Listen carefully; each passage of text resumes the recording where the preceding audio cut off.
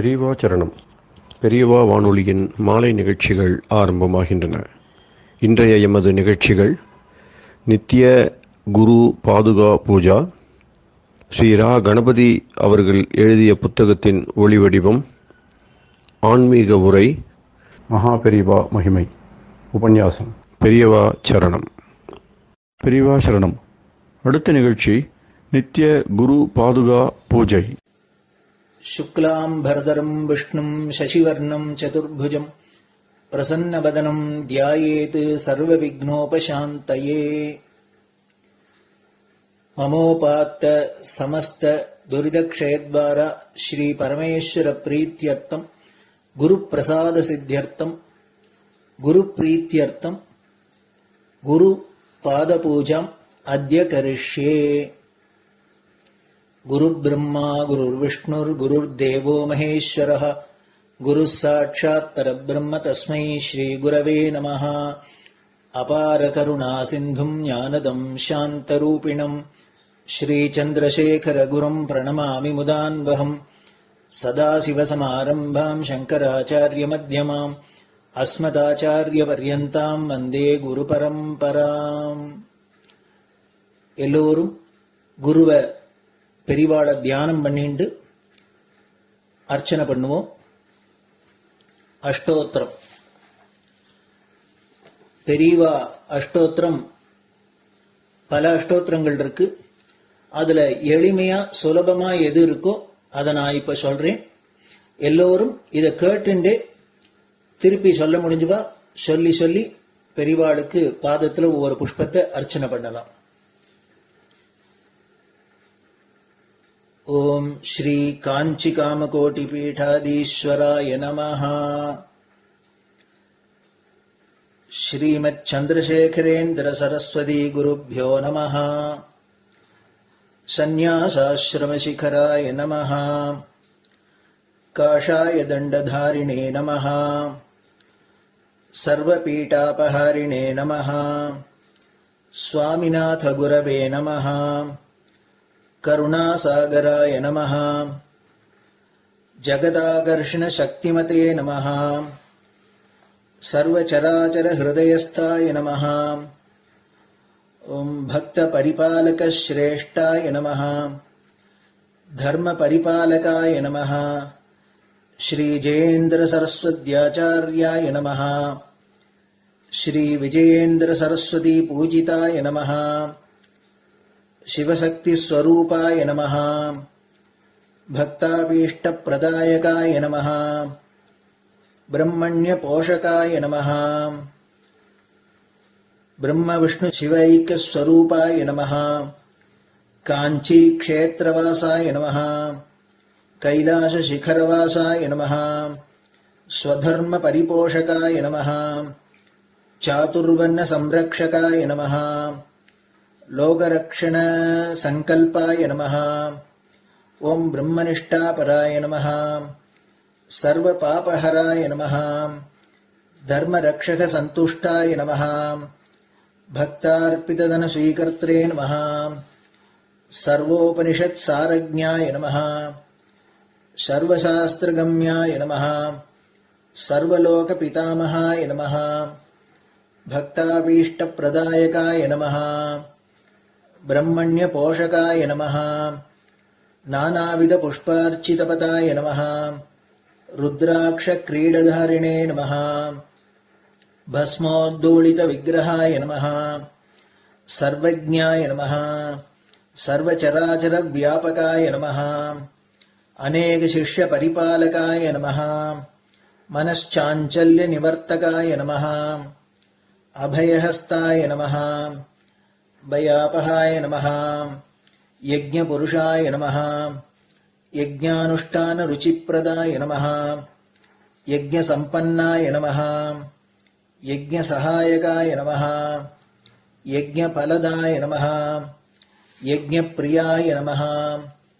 उपमानरहिताय नमः। स्फटिक तुलसी रुद्राक्ष हारधारिणे नमः। चातुर्वर्ण समदृष्टये नमः। ऋग्यजुस्साम अथर्वणादि चतुर्वेद संरक्षकाय नमः। दक्षिणामूर्तिस्वरूपाय नमः जाग्रत् स्वप्न सुषुप्ति अवस्थातीताय नमः कोटिसूर्यतुल्य तेजोमय शरीराय नमः साधुसंग संरक्षकाय नमः अश्वगज गोपूजा निर्वर्तकाय नमः गुरुपादुक पूजा तुरंतराय नमः कनकाभिषिक्ताय नमः स्वर्ण बिल्वदल पूजिताय नमः सर्वजीव मोक्षदाय नमः मूकवाक्तान निपुणाय नमः नेत्र दीक्षादानाय नमः द्वादशलिंग स्थापकाय नमः गान रसप्रियाय नमः ब्रह्मज्ञानोपदेशकाय नमः सकलकलासिद्धिताय नमः चातुर्वण्य पूजिताय नमः अनेकभाषा संभाषण कोविताय नमः अष्टसिद्धिप्रदायकाय नमः ओम श्री शारदामठ सुस्थिताय नमः नित्यान्नदान सुप्रीताय नमः प्रार्थना मात्र सुलभाय नमः पादयात्रा प्रियाय नमः नानाविध मतपंडिताय नमः श्रुति स्मृति पुराणज्ञाय नमः देव यक्ष किन्नर किंपुरुष पूज्याय नमः श्रवणानंदकर कीर्तये नमः दर्शनानंदाय नमः अद्वैतानंदभरिताय नमः अव्याच करुणामूर्तये नमः शैव वैष्णवादिमान्याय नमः श्री शंकराचार्याय नमः दंडकमंडलोहस्ताय नमः वीणा मृदंग सकलवाद्यनाथस्वरूपाय नमः रामकथा रसिकाय नमः वेद वेदांग आगमादि सकलकला सतस्प्रवर्तकाय नमः हृदय गुहाशयाय नमः शतरुद्रीय वर्णितस्वरूपाय नमः केदारेश्वरनाथाय नमः अविद्यानाशकाय नमः निष्कामकर्मोपदेशकाय नमः लघुभक्तिमार्गोपदेशकाय नमः लिंगस्वरूपाय नमः सालग्रामसूक्ष्मस्वरूपाय नमः कालड्यां शङ्करकीर्तिस्तम्भनिर्माणकर्त्रे नमः जितेन्द्रियाय नमः शरणागतवत्सलाय नमः श्रीशैलशिखरवासाय नमः डमरुकनादविनोदाय नमः वृषभारूढाय नमः दुर्मदनाशकाय नमः आभिचारिकदोषहर्त्रे नमः मिताहाराय नमः मृत्युविमोचकशक्त्याय नमः श्रीचक्रार्चनतत्पराय नमः दासानुग्रहकारकाय नमः अनुराधानक्षत्रजाताय नमः सर्वलोकख्यातशीलाय नमः वेंकटेश्वरचरणपद्मषट्पदाय नमः श्री महात्रिपुरसुंदरी समेत श्री चंद्रमौलीश्वर पूजाप्रियाय नमः श्रीमच्चंद्रशेखरेन्द्र सरस्वती सद्गुरु परब्रह्मणे नमः गुरुभ्यो नमः परमगुरुभ्यो नमः परमेष्टिगुरुभ्यो नमः परात्परगुरुभ्यो नमः गुरुपरम्पराभ्यां नमः गुरुपादुकाभ्यां नमो नमः. அடுத்தது ஊதுபத்தி இருந்தா அதை காமிச்சு தூபம், நெய் தீபம் இருந்தா காமிச்சு அதை நெய் தீபம் தீபம் காமிச்சுட்டு நைவேத்தியம் வெத்தலைப்பாக்கு பழம் இதுலேருந்து ஆரம்பிச்சு அவளுக்கு எது சௌரியமோ அதுபடி நைவேத்தியம் பண்ணலாம். அதுக்கு அடுத்தது கற்பூர ஹாரத்தி பண்ணி எல்லோரும் பிரதட்சிண நமஸ்காரம் பண்ணி பெரியவாள்கிட்ட பிரார்த்தனை பண்ணிண்டு எல்லோரும் க்ஷேமமா இருக்கணும், லோகம் பரம மங்களமா சௌக்கியமா இருக்கணும், எல்லோரும் வியாதி வெக்க இல்லாத ஆயுராரோக்கிய ஐஸ்வர்யத்தோட சாந்தம் அமைதியோட ஞான வைராக்கியத்தோட எல்லோரும் நல்லவர்களாயிருந்து நன்மையை அடையணும்னு பிரார்த்தனை பண்ணி இந்த பூஜையை தினம் செய்யலாம். குரு பிரம்மா குருர் விஷ்ணுர் குருர் தேவோ மகேஸ்வரः குரு சாட்சாத் பரபிரம்ம தஸ்மை ஸ்ரீ குரவே நமஹ. அபார கருணா சிந்தும் ஞானதம் சாந்தரூபிணம் ஸ்ரீ சந்திரசேகர குரும் பிரணமாமி முதான்வகம். சதாசிவசமாரம்பாம் சங்கராச்சாரிய மத்யமாம் அஸ்மதாச்சாரிய பர்யந்தாம் வந்தே குரு பரம்பராம். குரு பாத பூஜை நிறைவடைஞ்சது. பெரியவா சரணம். பெரியவா சரணம். பெரியவா வானொலியில் நேயர்கள் அடுத்து கேட்க இருப்பது ஸ்ரீ ரா கணபதி அவர்கள் எழுதிய புத்தகத்தின் ஒளி வடிவம். அளிப்பவர் ஸ்ரீமதி உமா சங்கர் அவர்கள். தேனினும் இனிய சொல்லான் தீச்சுடர் மேனி கொண்டான் ஊனுயிர்க்குயிரதான ஒன்றினைக் கலந்து நின்றான் ஏனினிக் கவலை நெஞ்சே இன்றுனக் அருள் செய்தான் இஞ்ஞானவான் காமகோட்டி நாதனை நம்புவோமே. ஜெய ஜெய சங்கர, ஹர ஹர சங்கர. மகாபெரிவாளின் உபன்யாசங்களை யா கணபதி அண்ணா தெய்வத்தின் குரல் என்ற பெயரில் 7 பாகங்களாக தொகுத்து அளித்ததின் 4ஆம் பாகத்தின் அடுத்த பகுதி அத்வைத்தம். தர்மமும் அன்பும். தர்மம் கடந்தவர்களானாலும் ஞானிகள் தர்மமாகவே தான் நடந்திருக்கிறார்களே தவிர அதர்மத்தில் போனதாக நாம் பார்ப்பதில்லை. அப்படியே நல்லது கெட்டது இரண்டையும் அவர்கள் தங்கள் அளவில் தாண்டி இருந்தாலும் லோகத்தின் திருஷ்டியில் இவர்களை விட நல்லவர்கள் இல்லை என்னும்படியாகத்தான் பரம கருணையோடு அனுதாபத்தோடு தாட்சிண்யத்தோடு இருக்கிறார்கள். சர்வபூத ஹிதேரதாக, எல்லா ஜீவ ஜந்துக்களின் நலனிலும் கழிப்பவர்கள் என்றும், சுஹ்ருதம் சர்வபூதானாம் ஞாத்வா மாம், ஜீவகுலம் முழுதிடமும் நட்பு கொண்ட தன்னை அறிந்தவர்கள் என்றும் பகவான் அவர்களை சொல்கிறார். கீதை 5வது அத்தியாயம் 25ஆம் ஸ்லோகம். நல்லதிலெல்லாம் பெரிய நல்லதான அன்பிலே ஞானிகளை மிஞ்சி யாரும் இருப்பதாக தெரியவில்லை. அன்பு துவைத்தந்தான். இன்னொன்றை வைத்து செய்வதுதான் இந்த லோகமோ மாயை. இதில் தர்மம் இருந்தால் என்ன, அதர்மம் இருந்தால் என்ன? இதில் இருக்கிற ஜனங்கள் தர்மம் பண்ணினால் என்ன, பண்ணாமல் கெட்டுப்போனால் என்ன? அவர்களிடம் நமக்கென்ன அன்பு பரிதாபம் வேண்டி கிடக்கிறது? அவர்களுக்காக நாம் என்ன உபகாரம் செய்ய இருக்கிறது? உபகாரமும் மாயைதான் என்று நினைத்து ஆச்சாரியாள் மாதிரியானவர்கள் உலக உத்தாரணத்துக்காக எதுவும் பண்ணாமல் ஒதுங்கி இருந்து தாங்கள் பாட்டில் ஆத்மாராமர்களாக வாழ்க்கையை கழித்துவிட்டு போயிருக்கலாம் இல்லையோ? அப்படி இல்லாமல் அவர்கள் ஜனங்களுக்காக உடம்பை சக்கையாக பிழிந்து எத்தனை அலைச்சல் அலைந்து எத்தனை உபதேசங்கள் வாயால் செய்தும் கையால் எழுதி வைத்தும் தொண்டு செய்திருக்கிறார்கள். இதிலேயே இன்னொரு புரளி அடிபட்டு போகிறது. அத்வைதத்தால் லோகத்தில் தர்மத்திடம் பிடிப்பு போய்விடும், பாப பயம் போய்விடும் என்பது போல அத்வைதத்தின் மாயா டாக்டரினால் கொள்கையால் தான் இந்தியர்கள் காரிய சக்தி இல்லாத சோப்ளாங்கிகளாகிவிட்டார்கள் என்று ஒரு புரளி உண்டு. காரியலோகத்தில் ஆச்சாரியாளை போன்றவர்களின் சாதனை இது எத்தனை தப்பான வாதம் என்று நிதர்சனமாக்குகிறது. தர்மத்திலும் அன்பிலும் நன்றாக ஊறியே தர்மங்களுக்கு அதீதமான, பிரேம துவேஷங்களுக்கு அதீதமான ஆத்மஸ்தானத்துக்கு போக முடியும். அப்படியே போக வேண்டும் என்பதுதான் சாராம்சம். ஒரு சக்கரத்துக்கு இரும்பு பட்டை அடிப்பதென்றால் மாற்றி மாற்றி காய்ச்சியும் குளிர்ந்த ஜலத்தை கொட்டியும் மாற்றி மாற்றி விரிவடையவும் சுருங்கவும் பண்ணுவது வழக்கம். அப்போதுதான் அது சக்கரத்தை நன்றாக கெட்டியாக பிடித்து கொள்ளும். இல்லாவிட்டால் லொட லொட என்று விட்டு போய்விடும். காய்ச்சி விரிவாக்கணும், ஜலத்தை கொட்டி சுருங்கவும் பண்ணணும்.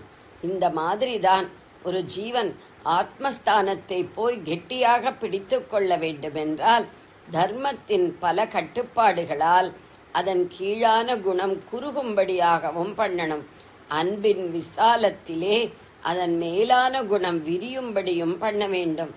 காரியமே இல்லாமல் ஆகிறதற்காகவே எத்தனையோ வகை வகையான கர்மாக்களை, சடங்குகளை, புது தொண்டுகளை நிறைய பண்ண வேண்டும். தூக்கம் வரவில்லை என்று சொல்கிறவர்களிடம் என்ன சொல்கிறோம்? நன்றாக ஓடி ஆடி உழைத்து வேலை பண்ணு, தானே அடிச்சு போட்ட மாதிரி தூக்கம் வரும் என்கிறோம் அல்லவா? இது சரீர ரெஸ்டுக்கு மட்டும் சொன்னது. ஆத்மாவில் ரெஸ்ட் ஆவதற்கும் கர்மா இப்படியே உபயோகமாகிறது. இதே விதத்தில்தான் வெளி உணர்ச்சிகள் ஒன்றுமே இல்லாமல் ஆவதற்காகவே பிரேமையை, அதன் முற்றிய ஸ்தானமாக பக்தி என்ற உணர்ச்சியை நன்றாக வளர்த்து கொண்டு அதில் ஆவேசம், பரவசம் என்கிற ஸ்திதிக்கு போக வேண்டும். இப்படி பண்ணினால்தான் ஏக பேருணர்வு என்கிறார்களே, அதில் கொண்டு விடும். இப்படி இல்லாமல் முதலிலேயே எல்லா உணர்ச்சியையும் போக்கிக் கொள்வது என்றால் முடியாது. அப்படி முடிந்தாலும் அது மரத்து போன மாதிரி உயிரில்லாத ஒரு வறட்டு நிலையில்தான் சேர்க்குமே தவிர ஏக பேருணர்விலே அல்ல.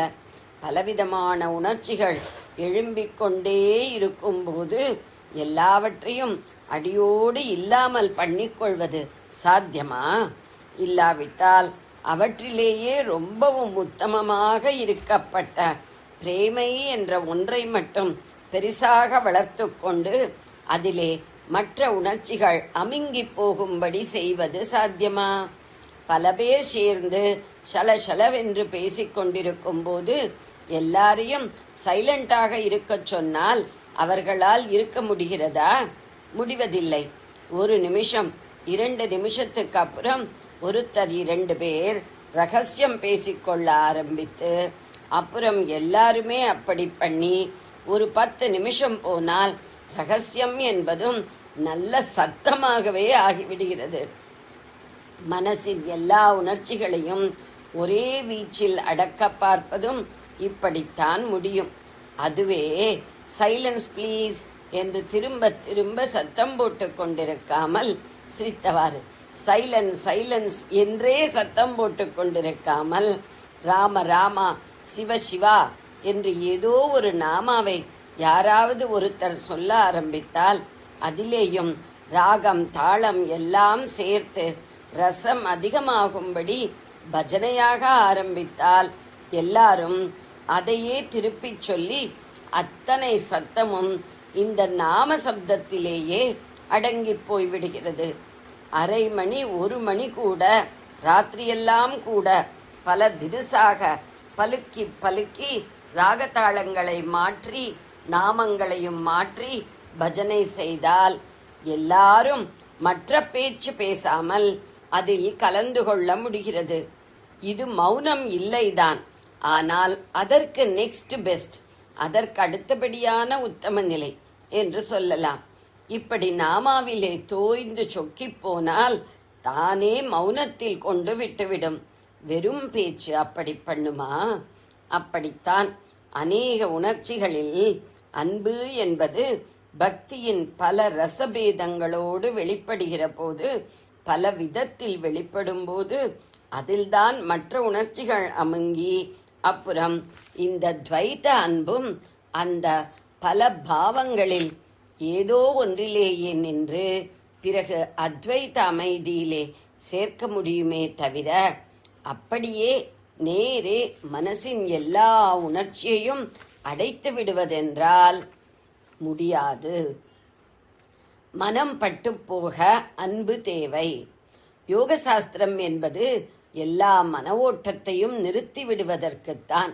பிரம்மானந்தம், ஆத்மானந்தம் என்பவற்றை இதன் மூலம் அடைவது பற்றி யோக சாஸ்திரத்தில் சொல்லியிருக்கவில்லை, ஸ்பஷ்டமாக சொல்லியிருக்கவில்லை. மனசின் பிக்கல் பிடுங்கல் இல்லாமல் இருந்தால் போதும். ஆனாலும் அது ஜட்டமான தமோ நிலையாக தூக்கத்தைப் போல இல்லாமல், புருஷன் என்ற ஆத்மா மனசின் தொடர்பில்லாமல் தனித்திருக்கும் கைவல்ய சமாதியாய் இருக்க வேண்டும் என்று யோக மார்க்கக்காரர்கள் ஒரு தினசாக மோட்சத்தை சொல்கிறார்கள். புத்தருடைய சூன்யம் மாதிரி என்று சொல்வதற்கில்லையானாலும் இவர்களும் அத்வைத்தத்தின் சச்சிதானந்தமான பூர்ணஸ்திதியை சொல்லாமல் மனஸ்பட்டு போன பாழிலேயே இருப்பதான ஒரு உயிர் தத்துவத்தை சொல்பவர்கள்தான். ஆனதால் எல்லா உணர்ச்சியையும் ஒரேயடியாக அடக்குவதற்கே முதலிலிருந்து பிரயாசைப்பட்டு அதன் முடிவில் மனஸ் வெறிச்சென்று முடிவதோடு நின்றால் அப்படிப்பட்ட நிலை கூட இவர்களுக்கு யோக மார்க்கக்காரர்களுக்கு சம்மதமில்லாமல் இருக்க முடியாது. ஆனாலும் யோக சூத்திரக்காரரான பதஞ்சலி இதுபோல நேராக எல்லா உணர்ச்சியையும் அடக்குவது சாத்தியமே இல்லை என்று நன்றாக தெரிந்து கொண்டிருக்கிறார். அதனால்தான் பிரதிபக்ஷ பாவனா என்று ஒன்றை சொல்லி அன்பு என்கிற உணர்ச்சியை வளர்த்து கொள்ளச் சொல்கிறார். இப்படி பண்ணாதே என்பதாக மனசின் ஓட்டத்தை அடக்குவதற்காக பல யம நியமங்களை யோக சாஸ்திரத்தில் அவர் சொல்லி இருக்கிறார். அவர் சொன்னாலும் சாதகர்கள் அப்படி முயற்சி பண்ணினாலும் அதற்கு நேர்மாறாக கெட்ட சக்திகள் கெட்ட உணர்ச்சிகள் அவர்களை இழுத்து கொண்டே இருப்பதையும் அவர் தெரிந்து கொண்டிருந்தார். அதனால்தான் முதலில் கெட்ட உணர்ச்சியை போக்கிக் கொள்வதற்காக நல்ல உணர்ச்சிகளை வளர்த்து கொண்டு அப்புறமே உணர்ச்சியில்லாத மனோ நாசத்தை அடைய வேண்டும் என்றே அவரும் வைக்க வேண்டியதாயிற்று. உணர்ச்சிகளிலேயே 2 விதமானவை இருக்கின்றனவென்றும் ஒரு விதமானது மேலும் மேலும் இந்திரிய சுகத்தில் இழுத்து விடுவதாயும் இன்னொன்று பாரமார்த்திகத்துக்கு தூக்கி விடுவதாயும் உள்ளது என்றும் அவர் சொல்கிறார். இந்த கீழான உணர்ச்சிகளை கிளிஷ்ட விருத்தி என்றும் சொல்கிறார். கிளிஷ்டம் என்றால் கிளேசத்தை உண்டாக்குவது, அக்ளிஷ்டம் கிளேசமளிக்காமல் நல்லதை செய்வது. கிளிஷ்டமானவையாக எழும்பும் காமம் குரோதம் முதலான விருத்திகளை அப்படியே அடக்கி நசிப்பிக்க முடியாது என்றும் அக்ளிஷ்டமான அன்பு ஈகை தூய்மை முதலான விருத்திகளாலேயே அவற்றை போக பண்ண முடியும் என்றும் சொல்கிறார். அப்புறம்தான் இந்த விருத்திகளையும் நிறுத்தி சமாதி நிலையை அடைவது. அக்ளிஷ்ட விருத்திகள் கிளிஷ்டமானவற்றைப் போல ஜீவனை ஒரே பிடியாக பிடித்துக் கொள்வதில்லை என்றும் இவை நன்றாக முதிர்ச்சி பெற்ற பின் கைவல்ய சமாதி நிலைக்கு இடம் கொடுத்துவிட்டு தாங்களும் போய்விடும் என்றும் சொல்கிறார். இன்னின்ன கெட்ட கிளிஷ்ட விருத்தி ஏற்பட்டால் அதை அதற்கு பிரதிபட்சமான அதாவது எதிர்வெட்டான இன்னின்ன நல்ல அக்ளிஷ்ட விருத்தியால் பேலன்ஸ் பண்ணி சமனம் பண்ணி அடக்க வேண்டும் என்று சொல்கிறார். இதில் அன்பையே முக்கியமாக வைத்து அதில் 4 பிரிவுகளை சொல்கிறார். மைத்ரி, கருணா, முதிதா, உபேக்ஷா என்கிற 4. சந்தோஷமாக இருந்து கொண்டிருப்பவர்களிடம் காட்டும் சிநேகித பாவம் மைத்ரி, துன்பப்படுபவர்களிடம் காட்டுவது கருணா, உத்தம குணமுள்ளவர்களிடம் மகிழ்ச்சி பொங்கிச் செய்யும் அன்பு முதிதா, அதம குணமுள்ளவர்களிடம் விசேஷமாக அன்பு வைக்க முடியாவிட்டாலும் கொஞ்சம் கூட துவேஷமே இல்லாமல் அவர்களிடம் பட்டுக்கொள்ளாமல் ஒதுங்கி இருப்பது உபேக்ஷை. ஜெய ஜெய சங்கர, ஹர ஹர சங்கர. பெரியவா சரணம். இந்நிகழ்ச்சியின் அடுத்த பகுதி நாளை மாலை இதே நேரத்தில் ஒளிபரப்பாகும். பெரியவா சரணம். பெரியவா வானொலியில் நேயர்கள் அடுத்து கேட்க இருப்பது திரு கவிக்கண்ணன் அவர்களின் ஆன்மீக உரை. பெரியவா சரணம். ராம் ராம். ஸ்ரீ குருப்யோ நமஹ. ஜெய ஜெய சங்கர, ஹர ஹர சங்கர. பெரியவா வானொலி நேயர்கள் அனைவருக்கும், மகா பெரியவாவுடைய பக்தர்கள் அனைவருக்கும் அடியேன் கவிக்கண்ணனின் அன்பு கலந்த நல்வாழ்த்துக்கள். ராம் ராம். ஜெய ஜெய சங்கர, ஹர ஹர சங்கர. ஸ்ரீ குருப்யோ நமஹ.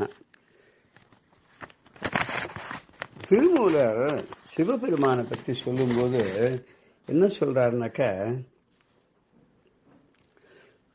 பிறவாத நெறி தந்த பேரருளாளன், மறவா அருள் தந்த மா தவன் நந்தி, அறவாடி அந்தணன், ஆதி பராபரன், உறவாகி வந்து என் உளம் புகுந்தானேங்கிறார். இதுக்கு முன்னாடி பாடல ரமணர் என்ன கேட்டார், நீ என்னுடைய உள்ளத்துக்குள்ள உள்ளத்தாமர்கள் வந்து இருந்து புகுந்து கொண்டு என்னையும் உன்னோடு சேர்த்து கலந்து கொண்டு ஆனந்தமா அங்க இருக்கணும்னு சொன்னார் இல்லையா. இங்க இருந்து திருமூலர் என்ன சொல்றாருன்னா, பிறவா நெறிதந்த பேரருளான், இனிமே பிறக்காத நிலை. அவனே வந்து உள்ள இருந்துட்டானா எம்மன் வருவனும் வரமாட்டான். அவர் என்ன பண்ணுவார், இந்த உடல் எத்தனை நாளைக்கு உயிர் இருக்கணுமோ அத்தனை நாள் இந்த உடலை வச்சுட்டு அப்புறம் நம்மளையும் அழைச்சிட்டு நேர கைலாயத்துக்கே போயிடுவார். அப்படி பிறவாத நெறி வழியை தந்த பாதையை தந்த பேரருளான். அவன் வந்து அவனுடைய அருளுக்கு என யாரையுமே சொல்ல முடியாது. அருள் கூர்ந்து அடியாரை காப்பதில் அவன் தான் வல்லவன்.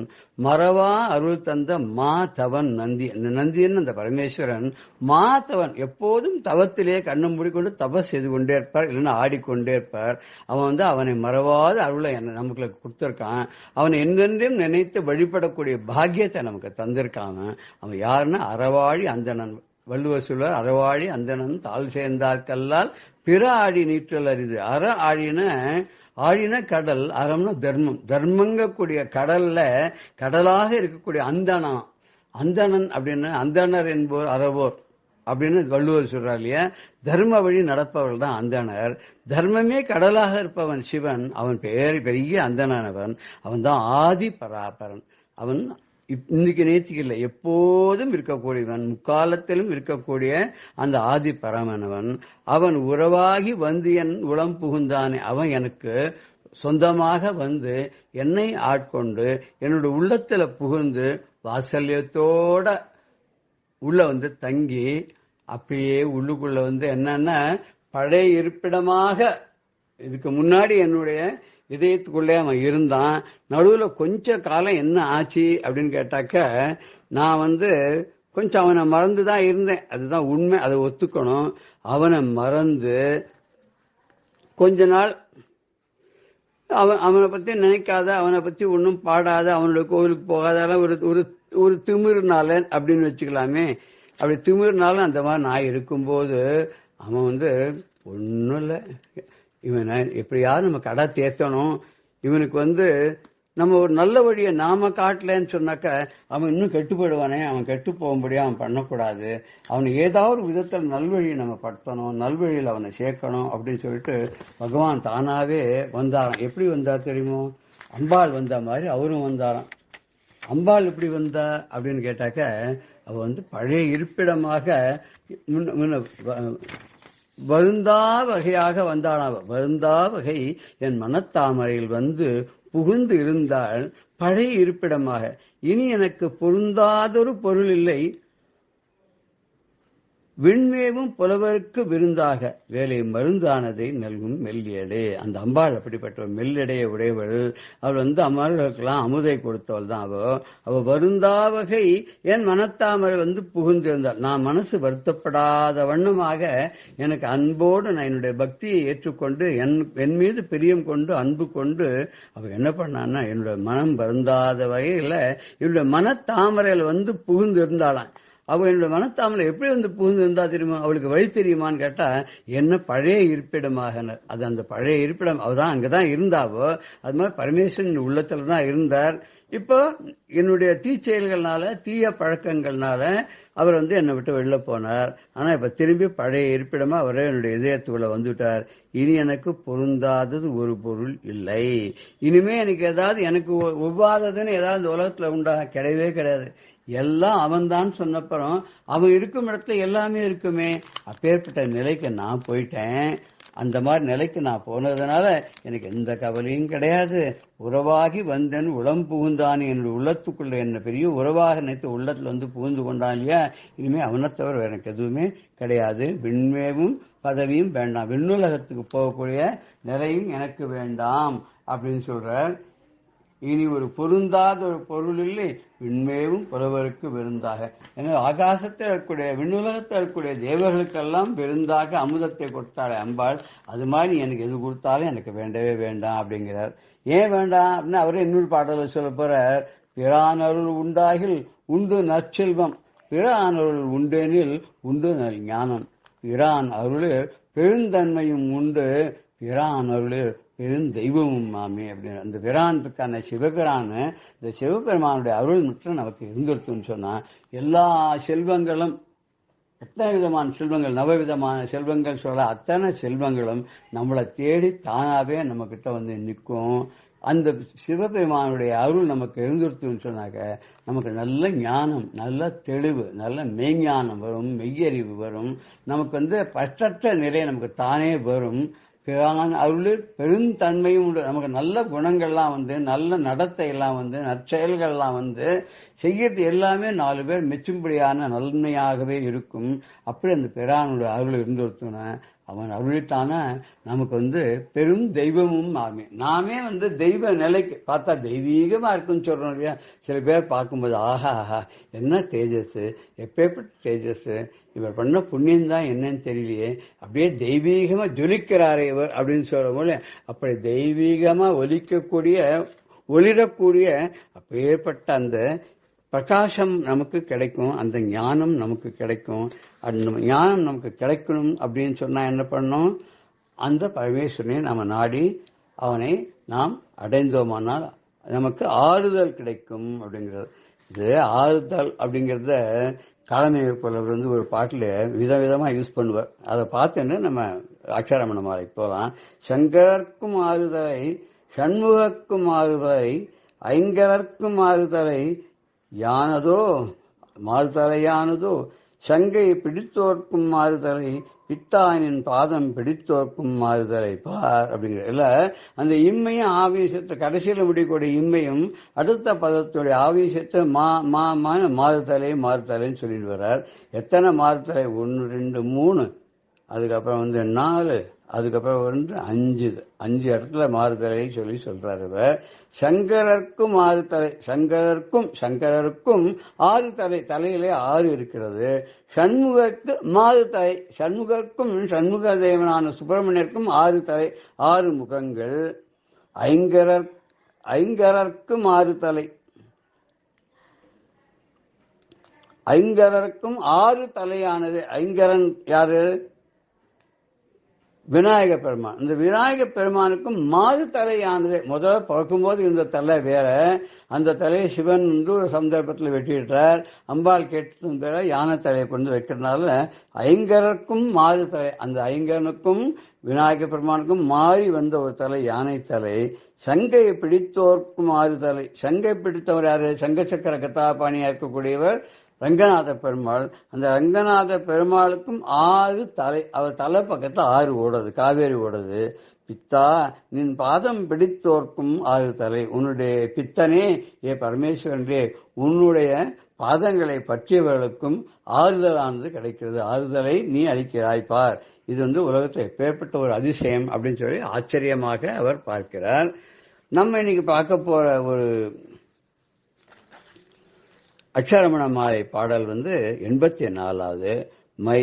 மயல் நீத்து அருள் மையினால் உனதுண்மை வசமாக்கினாய் அருணாச்சல. மயல் நீத்தருள் மையினால் உண்மை வசம் ஆக்கினாய் அருணாச்சல.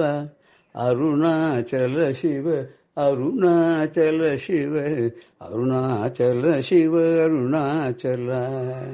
கார் இருளாக இருந்த என்னுடைய உள்ளத்துல அந்த கருமையக்கூடிய மயக்கம் இருக்க, அதை நீ அகற்றி விட்டாய். அந்த உள்ளுக்குள்ள அந்த மையா அங்க இருக்கு, என்னுடைய அகத்துக்குள்ள இருக்கு. கருப்பு இருக்கு, மனதினுள் கருப்பு வைத்து மைபோதி விளக்கே என்ன மனதினுள் கருப்பு வைத்துன்னு சேக்குழார் இடத்துல சொல்லுவார். மனசுக்குள்ள கருப்பை வச்சுண்டு, கருமை வச்சுண்டு, அழுக்க வச்சுண்டு மனமயக்கம் அகற்றின. அந்த மயக்கம் இருக்கு, மனதுக்குள்ள இருக்கக்கூடிய அந்த கள்ளம்கக்கூடிய இருளை விலக்கி, அந்த மயக்கத்தை விலக்கி நீ அழிக்க அருள் பண்ணா, உன்னுடைய திருவருள் அப்படிங்கக்கூடிய மை இருக்கே, மாய மை இருக்கே, அது வந்து உன்னோட உண்மையான சொரூபம் வசமாக்கி அருள். உன் சொரூபத்தை நான் பார்த்து உன்னிடமே விஷமாக முடியாது. மை போடுறதுன்னு சொல்லுவா இல்லையா, மந்திரவாதி எல்லாம் மை போடுவான்னு சொல்றா இல்லையா, அந்த மாதிரி இவர் வந்து ஒரு மை தரவிட்டாராம். என்ன மை பண்ணார் அப்படின்னா, திருவருள்ங்கிற மாய மையினால அவர் வந்து பகவானையே என்ன பண்ணிட்டார், ரமண பகவானையே உனது சொரூப வசமாக்கி அருளினாய்.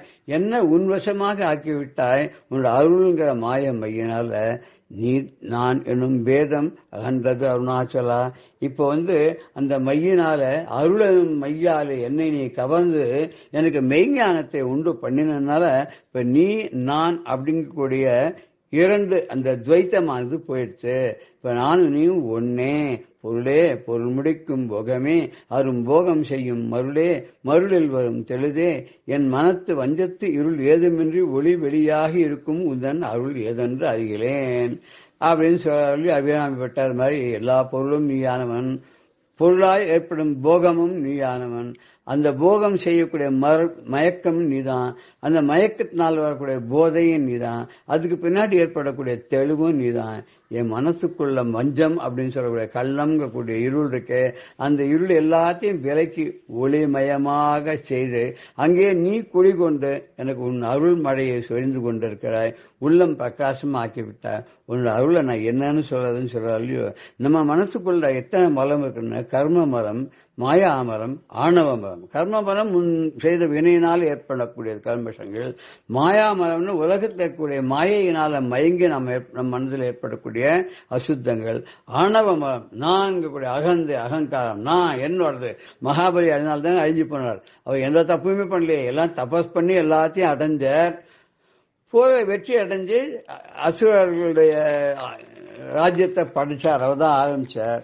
ஆனா அவர் எந்த தப்பு பண்ணார்? ஒன்றும் பண்ணல, ஒரு தப்பும் பண்ணல. ஆனா அவருக்கு ஆணவம் ஜாஸ்தியப்பட்டு நான் என்னோடது நான் தான் அப்படின்னு எல்லாமே என்றன் அந்த ஆணவத்தை அழிச்சு அவர் ஆட்கொள்றதுக்காகவே மகாவிஷ்ணு வாமனாவதாரம் எடுத்து அந்த எல்லா சொத்தையும் அவர்கிட்ட 3 அடி மண் வேணும்னு கேட்டு வாங்கி 2 அடி திருவடியால இந்த பூமி ஆகாசம் எல்லாத்தையும் அளந்துட்டு 3வது திருவடி எங்க வைக்கிறதுன்னு கேட்கும்போது என்னுடைய தலையிலேயே வைன்னு சொல்லும்போது அவனுடைய தலையில தன்னுடைய பாதம் படும்படியாக வாசக்தமன் தலைமையில் வைத்து ஆண்டு கொண்டார் அவர்.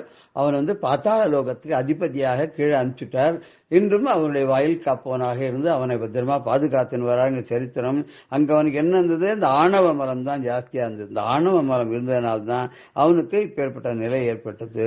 இந்த கர்ம மலம், மாயா மலம், ஆணவ மலம் அப்படிங்கிற 3ஐயும் அழிச்சு இந்த உள்ளத்துல இருந்த காரிருங்கக்கூடிய மயக்கத்தையும் ஒழித்து அதெல்லாம் விலக்கி கடைசியில உள்ளொளி பெருக்கி என்னுடைய மனதுக்குள்ள உள்ளொளி பெருக்கி உலப்பெலா ஆனந்தமாய தேனினை சுரிந்து அப்படின்னு சொல்ற உள்ளுக்குள்ள இருக்கக்கூடிய இருட்டெல்லாம் விளக்கி ஆனந்தம்ங்கக்கூடிய தேனை மழையாக பொழிந்து உள்ளும் புறமும் தெரிந்த செல்வமாக இருக்கக்கூடிய சிவபெருமானேன்னு சொல்ற மாதிரி பதத்தே உருகி என் பாதத்திலே மனம் பற்றி உந்தன் இதத்தே உருக அடிமை கொண்டாய்.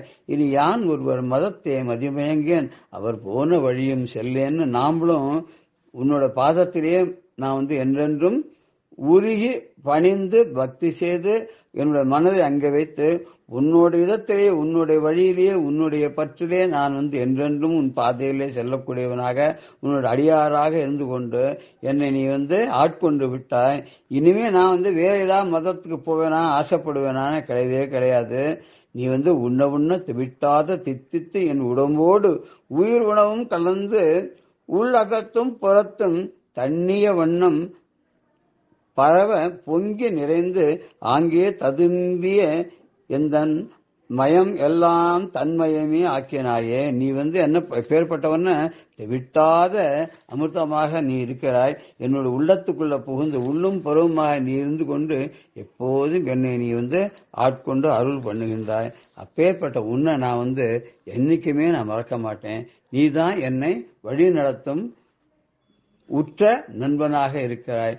உன்னை என்றென்றும் பணிந்து நான் எந்த கவலையும் இல்லாமல் எப்போதும் உன் திருவடிக்கே நான் பணிபவனா திருவடிகளையே பணிபவனாக இருந்து கொண்டு மாயமெல்லாம் நீங்கி மனதில் இருக்கக்கூடிய மயக்கமெல்லாம் நீங்கி என்றென்றும் நீ என்னை உன்வசமாக்கி என்னுடைய இதயத்தில் புகுந்த போது எந்த கவலையும் இல்லாமல் நானும் உன்னை வாழ்த்தி வணங்குவேன்னு சொல்றார். நாமும் அப்படியே செய்வோமாக. ஜெய ஜெயசங்கர ஹரஹர சங்கர ஸ்ரீ குருபியோ நம. ராம் ராம். பெரியவா சரணம். இந்நிகழ்ச்சியின் அடுத்த பகுதி நாளை மாலை இதே நேரத்தில் ஒளிபரப்பாகும். பெரியவா சரணம். பெரியவா சரணம். அடுத்த நிகழ்ச்சி மகா பெரியவா மகிமை உபன்யாசம்.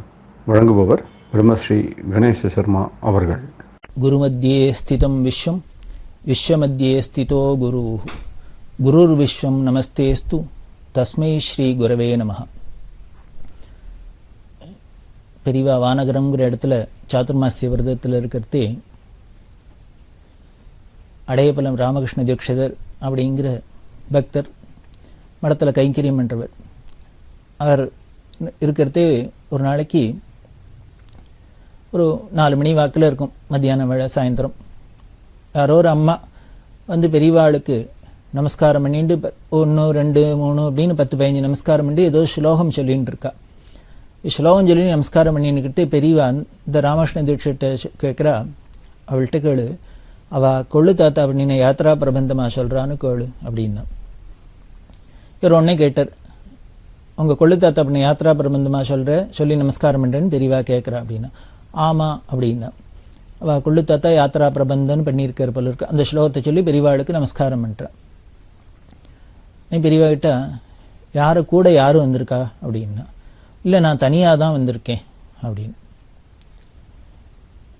சரி, அம்பாள் சன்னதி இருக்கு, திரிபுர சுந்தரி சந்திரமல்லீஸ்வரர் பூஜை கட்டு இருக்கு, அதனால பூஜை கீழே போய் உட்காந்துட்டு அம்பாளுக்கு முன்னால் சௌந்தர்யலஹரி சொல்ல அவளை அப்படிங்கிற.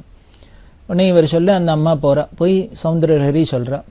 உடனே ராத்திரி வந்துடுறது, ராத்திரி பூஜை ஆறுது. பூஜை முடிஞ்சோடனே பெரியவா என்ன பண்ணுறா, மெட்ராஸ்லேருந்து ஒருத்தர் யாரோ காரில் வந்திருக்கா, அவள்கிட்ட ஒருத்தர் சொல்லி இந்த அம்மாவை கொண்டு தனியாக வந்திருக்கா, இவளை வாரத்தில் காரில் கொண்டு இறக்கி விட்டுரு அப்படின்னு சொல்லி அந்த அம்மாவுக்கு குங்கும பிரசாதம் கொடுத்துட்டும் அப்போ சொல்றா, ஒரு மண்டலம் நீ துளசிக்கு தினம் கோலம் போட்டு விளக்கேற்றி வச்சு ஒரு நெய் விளக்கு ஏற்றி வச்சு பிரதட்சணம் பண்ணு, நிறையா பிரதட்சணம் பண்ணு, இது மாதிரி ஒரு மண்டலம் பண்ணு அப்படின்னு இதை சொல்லவும் சொல்லி துளசிக்கு கோலம் போட்டு நெய் தீபம் ஏற்றி வச்சு பிரதட்சணம் பண்ண சொல்லிட்டு குங்கும பிரசாதத்தை கொடுத்துட்டு அனுப்பிச்சுட்றா. அந்த அம்மாவும் போயாச்சு. அதுக்கப்புறம் 5 மாதம் கழித்து அந்த அம்மா திரும்பி வரா. இந்த அம்மா திரும்பி வரத்தே இதே ராமகிருஷ்ண தீட்சிதர் இருக்கார். எல்லாம் ஆச்சரியமாக இருக்கும். இது மாதிரி பல சந்தர்ப்பங்களில் பல பேருக்கு பார்க்கலாம். நாம் ஒரு தரம் நாம் என்றைக்கோ பேருக்கிறதே ஏதோ ஒன்று நிகழ்ச்சி வந்திருக்கோம், யாரோ வந்திருப்பா. நம்ம அப்புறம் கொஞ்ச நாள் கழிச்சு நம்ம பொறுத்தே அதே மாதிரி அவளும் வருவா. இதெல்லாம் எதுக்கு என்னன்னு நமக்கு தெரியாது. அதுக்கான முக்கியமான காரணங்களும் இருக்கும். அப்படிதான் இங்கே ராமகிருஷ்ண தீட்சிதருக்கும் இருக்குது.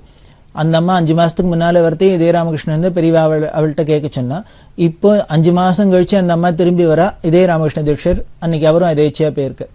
அப்படி போயிருக்கிறதே அந்த அம்மாவுக்கு இவரை பார்த்தோன்னா அடையாளம் தெரிஞ்சுட்டு வந்துடுத்து. கூட ஒரு புருஷனோட ஒரு கணவர் வந்திருக்கார். அந்த அம்மா சொன்னா, இவர் தான் என் புருஷன் வந்திருக்கார், நீங்கள் நான் 5 மாதத்துக்கு முன்னால் வரத்தே என்ன நடந்தது, பெரியவா என்ன சொன்னா, அதை கொஞ்சம் இவர்கிட்ட சொல்லுங்கோ அப்படிங்கிற. ராமகிருஷ்ண தீட்சிதருக்கு புரியல. அப்புறம் உடனே ஞாபகப்படுத்தின்னு சொல்கிறார். உடனே அந்த அம்மா வந்து நமஸ்காரம் பண்ணா, பெரியவா யாத்ரா பிரபந்தம் சொல்கிறாளான்னு கேட்டால். அதுக்கப்புறம் 40 நாளைக்கு ஒரு மண்டலத்துக்கு துளசிக்கு நெய் விளக்கு ஏற்றி கோலம் போட்டு பிரதட்சணம் பண்ணி எல்லாம் பண்ண சொன்னா. நீ தனியாக தான் வந்திருக்கியான்னு கேட்டா. அம்பாள் சன்னதியில் போய் திரிபுர சுந்தரி சன்னதியில் சௌந்தர்யலஹரி சொல்லிட்டு போச்சன்னா அப்படின்லாம் இதை நடந்ததை சொன்னார். இதை நடந்ததை சொன்னோடனே அந்த கூட வந்த புருஷன் கண்ணால் தண்ணி விட்டு அழுதுட்டு இவா 2 பேருமா சேர்ந்து முதல்ல இவருக்கு நமஸ்காரம் பண்ண ஆரம்பிச்சிட்டா. என்ன அப்படின்னா, இந்த கணவர் ரொம்ப நாளைக்கு முன்னாலே இந்த அம்மாவை கை விட்டுட்டு போயிட்டார், எங்கேயோ போயிட்டார். இது இந்த அம்மா பெரியவாள்கிட்டையும் சொல்லலை. ஆனால் பெரியவா எப்படி கேட்டா, சூச்சகமாக கேட்டா, நீ தனியாக வந்திருக்க அப்படின்னா. ஆமாம், தனியாக வந்திருக்கேன் அப்படின்னாலே அன்னைக்கு அனுகிரகம் பண்ணுறதுன்னு தீர்மானம் பண்ணிட்டா போல இருக்கு. அதுக்காக தான் உடனே அம்பாள் சன்னதியில் போய் இதுக்கெல்லாம் தான் நேரம் பண்ணினதாக இருக்கக்கூடாது அப்படிங்கிறதுனால இதுக்கு ஏதோ எங்கேயோ திவ்யசக்தினால நடந்ததாக காமிச்சிக்கிறதுக்காக போல இருக்கு. அம்பாள் சன்னதியில் போய் சௌந்தர்யலஹரி சொல்ல சொன்னா. அதுக்கு மேலே ஒரு மண்டலத்துக்கு வீட்டில் துளசிக்கு பூஜை பண்ணிட்டு வர சொன்னா, நெய் தீபம் ஏற்றி பூஜை பண்ணி. இப்படி பண்ணினதோட பலன் என்ன ஆயிடுத்துனர், எங்கேயோ இத்தனை நாள் விட்டுட்டு கை விட்டுட்டு போன கணவர் திரும்பி வந்துட்டார். திரும்பி வந்து இந்த அம்மாவோட சேர்ந்து இப்போ தரிசனத்துக்கு வரா. அதைத்தான் இந்த அம்மா ஏன்னா இவருக்கு சொல்லுங்கோ அன்னைக்கு என்ன நடந்தது, பெரியவா அனுகிரகத்தினால தான் இவர் விட்டுட்டு போனவர் திரும்பி வந்திருக்கார். இது இவருக்கு தெரியணும் இங்கே நடந்தது என்னன்னு. பெரியவா மகிமை வெறும் தெரிஞ்சுக்கணும். அதுக்காக தான் உங்களை விட்டு சொல்ல சொன்னேன். ஏன்னா நான் சொன்னால் அவருக்கு நம்பிக்கையாக இருக்குமோ இருக்காதோ தெரியாது. எதேச்சியா நல்ல வேளை நீங்களும் இன்னைக்கு இருக்கள், அதனால தான் உங்கள் வாயால் அவர் தெரிஞ்சுக்கிட்டோம்னு சொல்ல சொன்னேன் மாமா அப்படின்னு அந்த அம்மா சொன்னால், முன்னவே சொன்னேன் இல்லையா, என்றைக்கோ ராமகிருஷ்ண தீட்சர் வர, என்றைக்கோ அந்த அம்மா வர, இப்போ திரும்பி 2 பேரும் சேர்ந்து வரத்தே அதே நாள்லேயே 2 பேரும் சேர்ந்து வர அப்படின்னா எதுக்குன்னு இந்த சாட்சி அவருக்கு புதுசாக வந்த கணவருக்கு, மனம் திருந்தி வந்த கணவருக்கு தெரியணுமே என்ன நடந்தது, பெரியவா பிரபாவம் என்ன, பெரியவா அனுகிரகம் என்னன்னு. அதுக்காக போல இருக்கு. பெரியவா இருந்த இடத்துலேருந்தே எல்லாருக்கும் என்ன நல்ல புத்தியை கொடுக்கணும்னா கொடுத்து, மனசை மாற்றணும்னா மாற்றி, என்னென்னலாம் பண்ணலாம் அப்படிங்கிறதுக்கு இதெல்லாம் சாட்சியாக தெரியறது. அது எப்படி முடியுமான்னு, அவள் சாட்சாத் பராசக்தியாக இருக்கிறதுனால இந்த திரிபுர சுந்தரி வேற, காமாட்சி வேறையா, பெரியவா வேறையா? இல்லையே, எல்லாம் ஒன்று தானே. தேசிக ரூபேண தர்ஷிதாபியுதயம் அப்படின்னு தான் மகாகவியும் சொல்கிறார். குரு ரூபத்தில் தானே அம்பாளை பார்த்தீங்கிற, குருமூர்த்தே துவாம் நமாமி காமாட்சி. மூகபஞ்சசதியில் மூகாச்சாரியாலும் அப்படி தானே சொல்கிறார். காமாட்சி வேற இல்லை, குரு வேற இல்லை, அம்பாள் வேற இல்லை, குரு வேற இல்லை, குரு சாட்சாத் பரபிரம்மம் அப்படின்னே சொல்கிறதே. அப்படி பராசக்தியாக இருக்கிறதுனால அந்த அம்பாள் தானே என்ன சொல்கிறது, யாதேவி சர்வபூதேஷு புத்தி ரூபேண சம்ஸ்திதா நமஸ்தஸ்ஸே நமஸ்தஸ்ஸே நமஸ்தஸ்ஸே நமோ நமஹ அப்படின்லாம் சொல்கிறது. எந்த தேவியானவள் எல்லாருக்கும் புத்தி ரூபமாக இருக்காளோ அந்த தேவிக்கு நமஸ்காரம் அப்படின்னு சொல்கிறாப்புல, இந்த கணவன் விட்டுட்டு கைவிட்டுட்டு மனைவியை கைவிட்டுட்டு போன கணவனுக்கும் புத்தி ரூபமாக போய் அவர் புத்தியை திருத்தி மனசை மாற்றி மனைவியோட வந்து தர்ம வழியில் கொடுத்தனம் பண்ண முடியுமா, அனுகிரகம் பண்ணுறா அப்படின்னா இதுதான் பெரியவாளோட மகிமை பிரபாவம். அவள் ஒரு காரியம் பண்ணணும் அப்படின்னா இதுக்கு இனிமேல் அவள் ஏந்துன்னு வரணும், இனிமேல் இதுக்கு ஒரு சாமான் வேணும், அது வேணும், இது வேணும், ஒன்றும் கிடையாது. சங்கல்ப மாத்திரம், இருந்த இடத்துல நின்ன மாத்திரம். இப்போ இந்த நிகழ்ச்சியில் பாருங்க, இந்த அம்மாவோட நல்ல காலம் வானகரத்தில் வந்து பெரியவாளை அன்னைக்கு தரிசனம் பண்ணுறா. தரிசனம் பண்ணுறதுக்கு வந்ததே அவளுக்கு நல்ல காலம் பிறந்து கொடுத்து. அதனால தான் பெரியவா உடனே பார்த்துட்டு அத்தனை பேருக்கு நடுப்புற யாத்ரா பிரபந்தம் சொல்லி நமஸ்காரம் பண்ணுறாளா, கேளுலாம் சொல்லிவிட்டு உடனே அம்பாள் சன்னதிக்கு போ, சௌந்தர்ய பாராயணம் பண்ணு, துளசி பூஜை பண்ணி இதெல்லாம் சொல்லுவானே அப்படின்னாலே அந்த க்ஷணமே அவளோட பிராரப்த முழுக்களும் கழிஞ்சு போயிடுத்து, பழவனை அத்தனையும் போயிடுத்து, அவளுக்கு அனுகிரகம் நல்ல காலம் பிறந்துடுத்து அப்படின்னு அர்த்தம். எப்பொழுதும் எங்களுக்கு அந்த குருபக்தி நிலைச்சு இருக்கட்டும், எப்பொழுதும் எங்களுக்கு எப்போதும் தரிசனம் கிடைக்கட்டும், அடிக்கடி தரிசனம் கிடைக்கட்டும், அடிக்கடி எங்களுக்கு கைங்கரியம் பண்ணுறாப்புல பாக்கியம் கிடைக்கட்டும் அப்படின்னு தான் பிரார்த்தனை பண்ணலாம் பெரியவாள்கிட்ட. அப்படிதான் இந்த வானகரத்தில் இருக்கிறது இதை மாதிரி ஒரு அதிசய நிகழ்ச்சி. இப்படி இருக்கிற பெரியவா யாத்திரையை தொடர்ந்து வரா. அந்த வானகரத்தை முடிச்சுட்டு நசரத் பேட்டை அப்படின்னு இருக்கு பூந்தமல்லிக்கு பக்கத்தில். அந்த நசரத் பேட்டையில் என்ன பண்ணினா ஒரு பெரிய சமஸ்கிருத கல்வி கழகத்தை திறந்து வச்சா. அது 1960ஆம் வருஷம் பிப்ரவரி மாதம் சமஸ்கிருத எஜுகேஷன் சொசைட்டி அதை அங்கே சமஸ்கிருத அபிவிருத்திக்காக அங்கே நசரத் பேட்டையில் திறந்து வச்சா. எதனால நசரத் பேட்டையில் அப்படின்னா, தமிழகத்தில் முதலமைச்சராக இருந்தார் பக்தவத்சலம் அப்படின்னு. அந்த பக்தவத்சலம் பரமபக்தர், பெரியவாள்கிட்ட அப்படி ஒரு பக்தி. அவரோட பக்தியை சொல்லணும்னா சொல்லி மாடாது. பெரியவா இங்கே மயிலாப்பூரில் இருக்கிறது அப்பப்போ தரிசனத்துக்குலாம் வர, பல நாள்லாம் அப்பப்போ எங்கே முடிஞ்சதோ தரிசனத்துக்கு வந்திருக்கு. அப்படி ஒரு தரம் வரத்தே யாரோ மர உரி கொண்டு கொடுத்துருந்தா. இந்த மர உரி அப்படின்னு ரிஷிகள்லாம் கட்டின்னு பேர் ராமர் மர உரி தரிச்சுன்னு தான் காட்டுக்கு போனார் அப்படின்லாம் சொல்ல முடியும். ரிஷிகளுக்கு அந்த வஸ்திரம்ங்கிறது ஒரு மர உரி, அதாவது மரத்தோட அந்த பட்டை, பெரிய சில மரங்கள்லாம் இருக்குது அதுக்குன்னு ஸ்பெஷலாக. பெரிய மரங்களோட அந்த பட்டையை என்ன பண்ணுவா, இந்த மேல் தோலி இருக்குது இந்த பட்டை, அதை உரிச்சு எடுப்பா. உரிச்சு எடுத்துட்டு அது எடுத்தாலே இப்படி லேயர் மாதிரி அழகாக வரும். அதுக்கப்புறம் அதை பதம்லாம் பண்ணி அதுக்கு ப்ராசஸ்லாம் இருக்குது. பண்ணினா ஜம்முன்னு மெதுன்னு ரஜாய் மாதிரி அழகாக பிரமாதமாக இருக்கும். அதை வஸ்திரமாக கட்டிக்கிறது. மடி இதை துவைக்க வேண்டாம், நினைக்க வேண்டாம், இதெல்லாம் பண்ண அவ்வளோ மடிக்காக இருக்கிறதுனால இந்த மர உரி அப்படிங்கிறது ரிஷிகள்லாம் கட்டின்னு தான் நம்ம பார்க்குறோம். இந்த காலத்துலேயும் 20ஆம் நூற்றாண்டுலையும் இப்படி மர உரியெல்லாம் கட்டின்னு யாரையானு பார்க்கலாம் அப்படின்னா அது பெரியவாளை தான் பார்க்கலாம். அப்படி பெரியவா என்ன பண்ணால் அந்த மர உரி யாரோ கொண்டு கொடுத்துருக்கா, அதை சுத்தின்னு நிற்கிறா பெரியவா. இந்த சமயத்தில் முதலமைச்சர் வந்துட்டார், பக்தவத்சலம் வந்தால் ஒரு சீஃப் மினிஸ்டர் வர அப்படின்னா அவளுக்கு அந்த பதவிக்கு உண்டான ஒரு மரியாதை அந்தஸ்தெல்லாம் இருக்கும் இல்லையோ. அப்போ பார்த்தா இவ பாட்டுக்கு இந்த மர உரியை சுற்றி நிற்கிறா.